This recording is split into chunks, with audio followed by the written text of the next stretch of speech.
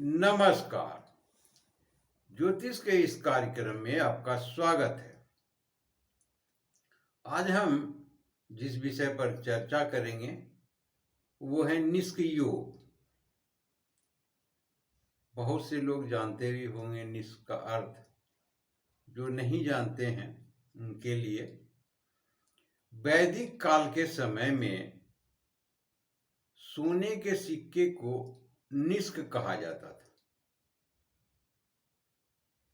जैसे आज सोने के सिक्के तो अब रहे नहीं, उनके बराबर अब धन को ही आंके जाते हैं।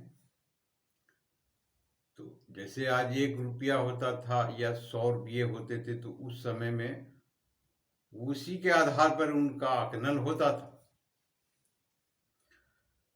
तो ये निष्क सोने के सिक्के जो लगभग 12 ग्राम के आसपास हुआ करते थे या उससे कुछ ऊपर ही, तो उसी को निष्क कहते हैं। इस योग में जिस व्यक्ति की जातक की जन्म कुंडली में ये योग बनेंगे तो उनके पास में 10,000 सोने के सिक्के के बराबर धन होंगे।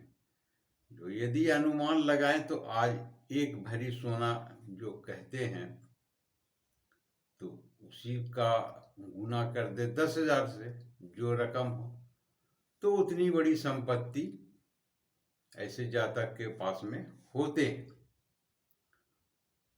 तो ये किस प्रकार से जन्म कुंडली में ये योग बनते हैं, इसे जानने समझने का प्रयास करते हैं।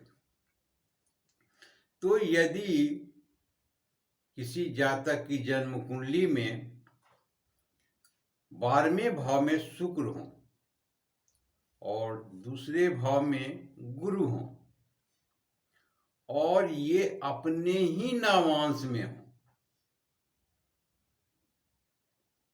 तो यहां पर ये समर्थ हो गए। अब दूसरा भाव लगने या तो गुरु के साथ हो अथवा शुक्र के साथ हो, ये भी इसमें अनिवार्य है। तभी जाकर के ये योग पूर्ण होंगे। तो ये कुंडली में किस प्रकार से बनते हैं, इसे समझने का प्रयास करते हैं।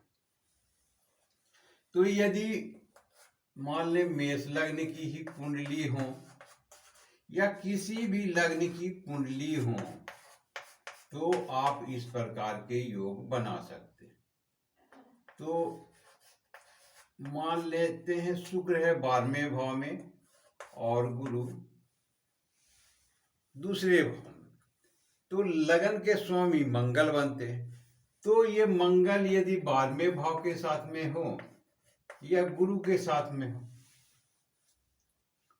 यदि इस प्रकार से बनते हैं जन्म कुंडली में, लग्न कुंडली में, तो ये निष्क योग कहलाएंगे। और पहले ही मैंने बता दिया है कि इनसे जातक को क्या लाभ होंगे। ऐसे जातक 10,000 सोने के सिक्के के बराबर उनके पास धन होते हैं।